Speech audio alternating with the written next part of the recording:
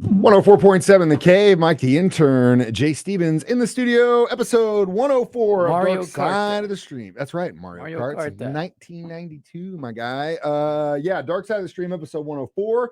This week was Jay's pick. It's called Running with the Devil, The Wild World of John McAfee. This documentary I actually took notes for, my guy. You were serious this time. Well, I was on vacation when we were watching it, and I was kind of burnt out a little bit. So I was like, I should probably take notes on this. Let's get John this. McAfee. Very interesting character, this guy. Very interesting character. But this was more about the documentary that was made about him while he was on the run. Not once. I think not twice, but I think a lot of times. I think a lot. Anyway, well, let's just talk about the elephant in the room. How do you say the guy's last name? Is it McAfee or McAfee? I always thought it to be McAfee. McAfee, right? John McAfee. Well, so then why is it that when he hires a team to follow him when he's on the run for the first time, leaving Belize, and he gets into Guatemala, he hires these hardcore undercover reporters from Vice, and the dude doesn't even know how to say his name right. Did you catch that? I didn't catch that. Right at the beginning, he's like, McAfee, we're gonna go meet the infamous John McAfee. And I was like, it's an interesting guy, right? You were a reporter? What the hell? On top of the fact that the other guy who's actually shooting this thing gets hired to go down to Belize to do this, and he's like, I didn't even buy a camera for this. Like, I was using a camera somebody gave me at a bar. That guy was great. They worked for Vice, right? Yeah, that guy was great the whole time, that cameraman. The thing is, like, I was so blown away by this, because I was like, wait a minute. You get hired to go follow, like, they make a big deal, like, we're here with him, and you're not to make a blog post, but they didn't have the wherewithal to, like, legit go get actual footage, like good cameras for this thing. No, it's underground bootleg, dog. But it's like, it's just crazy to me, because it's like, you have this opportunity and you're shooting this thing on a Sanyo, like, it was awful. Like, so unprofessional. Like, I was like, no wonder the spoiler alert. Oh no, spoiler, no. At the end of this thing, you find out that Vice got back with all this stuff, and Vice like, we're not even going to run this story. And it's probably because of the work they did. It's probably because of how unprofessional they shot the thing. Right? They're probably, it was awful. What is this, you guys? I mean, I went through a media program at Missouri State, and like, there are certain things that you learn, about focusing and white balancing and stuff like this, and it's like none of that stuff's being done. Turn the camera on and go. It's like, this dude was like, hey, are you crazy enough to try and follow this guy around South America? That's what they probably couldn't find anybody dumb enough to take the mission. Like, I just couldn't believe this. But anyway, so that was the biggest thing to me. Like, right out of the gate, I was like, who the hell's shooting this thing? Right? I mean, at one point you see him walking, they get out of Belize and they're in Guatemala. And he's walking around with the camera trying to, like, shoot the jungle, and he falls on his butt. And they show it, and it's like, that is the best example of how bootleg these guys did this thing. Yeah. It was literally like if they just called you and I and said, hey, you want to go make a documentary? And this is us figuring it out. Okay, sure. I think we would have done a little bit better. I would hope that we would do a little bit better job. I kind of tried it, but it's kind of hard when you're following around McAfee. But because this dude's out of his mind. I mean, he is out of his mind. And I just wanted to get this stuff off my chest before we went into it. And we'll get to that next. Running with the Devil, Dark Side of the Stream, next on 104.7 The Cave.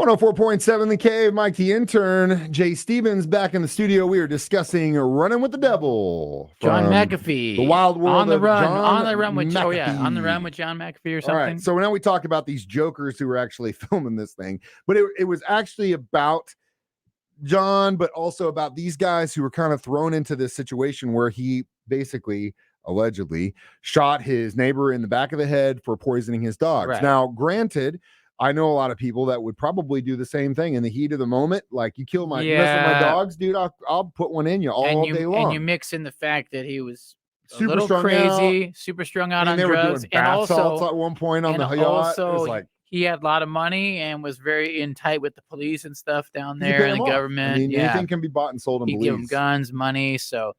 But eventually, I could see how that could happen. he gets, they go after him. He's on the run. They pick up these reporters at an airport. They're like, we're on our way to Guatemala. They like sneak him into the country. Dude.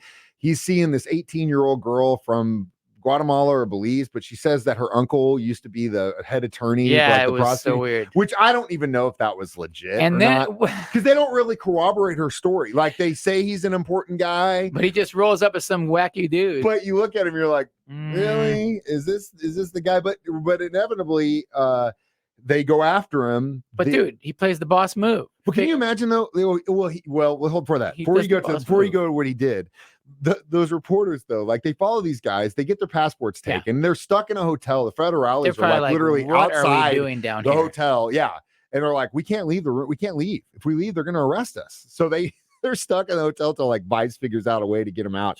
But yeah, the authorities eventually do get John in Guatemala and arrest him, and dude fakes a heart attack and gets out.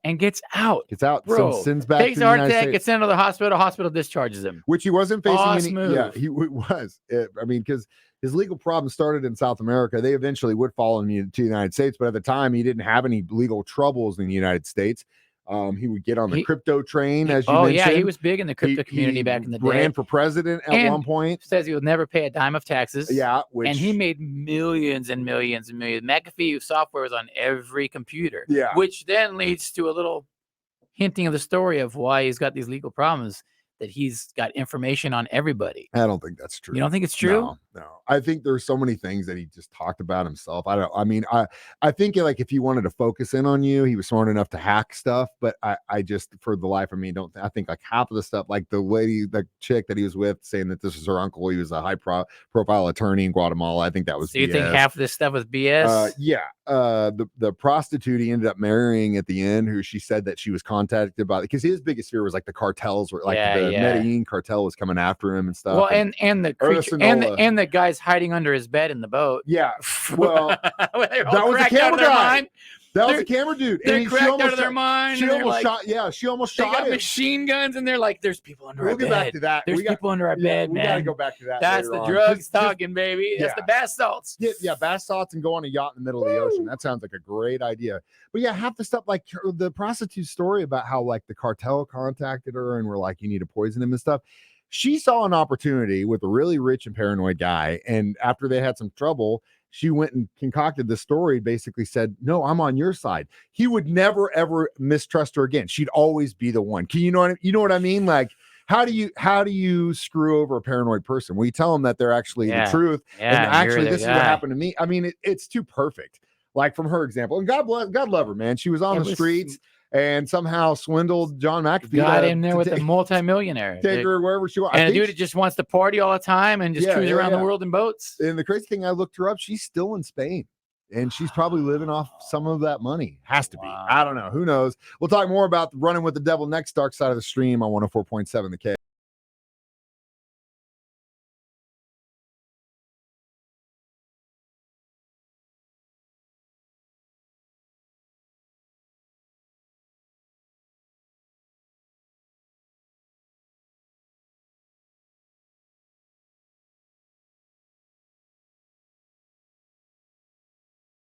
Mike the Intern, Jay Stevens back in the studio. It is Dark Side of the Stream, episode 104, discussing Running with the Devil, the wild whatever with John McAfee. So they get this crew from Vice, and they're like, they go out. The reporter's done. Like he's never going to do this again, because he's like, they really dropped the ball on. But he said he had a good time. Well, yeah, he did say it was the most incredible time of his life. Yeah, he said it was the wildest time of his life. Ends up being friends with them, so much so that out of the blue, John calls him and says, "I want you to shoot again." Yeah. And he says, "Really?" He liked his work. Like, yeah, shoot again. He's like, "Okay." So they like fly him out to this yacht, gets on this yacht. The dude had unlimited bankroll. I mean, hey, going to bank. You gotta give. He must have had some smarts, McAfee, obviously, to build this empire that he built, right? Mm-hmm. Multi-billion-dollar company. But it had to be the drugs, right? That just. Well, yeah, and the booze, because I guess he had a substance abuse problem, and then eventually got clean, went to yoga and stuff, and then eventually started drinking again. They got his cousin, I think, is who they interviewed with, who he was close with. You could tell he partied with him, because they both he kind of said like, look, he's a straight guy, but when the booze and the drugs start talking and they take over, he becomes just like anybody else that's up for days and days and days. Yeah, and well, you start doing paranoid. bath salts and meth and stuff like I that. You mean, start seeing people yeah. under the house, seeing things. Yeah. Like So under the boat. yeah, he gets the second time they get him, the camera guy, to come out. They're on the yacht, they're partying, doing all kinds of drugs. They end up almost shooting him because they think he's like spying on him or he's whatever. Yeah, they're shooting on the boat. Yeah, They're shooting guns on the boat. And so he's like, I almost got shot, I'm out. But even after that, he comes back for a third time. He gets him to come back out on again. Because he was having a great time. Yeah, because like he had given up being, he was a war journalist. Right. I mean, he that's went to why. Kosovo, It's either Middle East, stay at all home these in places that were Tennessee or just like, whatever, or like, I'm gonna be go a on this farmer. adventure, Yeah. be pirates, and He's like, and I'm have done. an unlimited bankroll and get to do whatever you But want. McAfee talks him into doing it again, which is just, I mean, insane. I'd probably go along for the ride too. You know, you get these rich, eccentric dudes. You're like, why not, man? Let's go. Oh, man, it's crazy. And it was a wild ride. And you can tell that it was a wild ride for him. But yeah, the inevitably, you know, what we all know what happens. He goes to, I think McAfee goes to Spain. He ends up getting busted there. In jail. They And put him then in another jail. mystery. Well, he hung himself before he could be extradited to the United But States. But they think that just like with Jeffrey Epstein, like he had hung secrets himself on people. Yeah, they got into him in jail. And at the end of the documentary, spoiler alert, no, again. The girlfriend says that someone called her from the Guatemalan girlfriend says someone called from Texas saying it was John, and why don't we run away together? Yeah. And so she's claiming he's still alive. His girl Janice, or whatever her name was, the prostitute that was with him to win the end, she says he's not alive, but they're still waiting for the body in the autopsy. As of when I watched this, they hadn't got it done yet. He could have. The only thing that I might put a kink in that, because he could have faked his own death again and paid them off, but he's such a sucker for the limelight. He's a narcissist, dude. He would have a hard time laying low. There's no way. I think he would have a hard time There's laying no low. way he would have just disappeared. So that's my take on it. It would be a great story. Not a guy like that. If he was smart and maybe off the drugs, maybe he would go and hide with all his money. I mean, what he was like, live his life. He was in his 70s. Like, nah, he's done. So I mean, he knew he was done, and he did it on his terms. He watches this. I'm down for an adventure, John. I'll come out there with you. I'll bring a iPhone. And what a better way for a narcissist like this to go out, like telling everyone, like, if I die in prison, it's not a mistake, and has like a tattoo, and you know, he's like, I'm gonna die with my feet on the ground. To get to that point and then actually kill yourself to make everyone think, like, that's the best ending for a narcissist in the world. Because you're gonna have people talking about you just like us. Yes, here we are now. Yeah, doing it. So we'll give our reviews of baggies of bath salts for this documentary next. Dark Side of the Stream on 104.7 The Cave.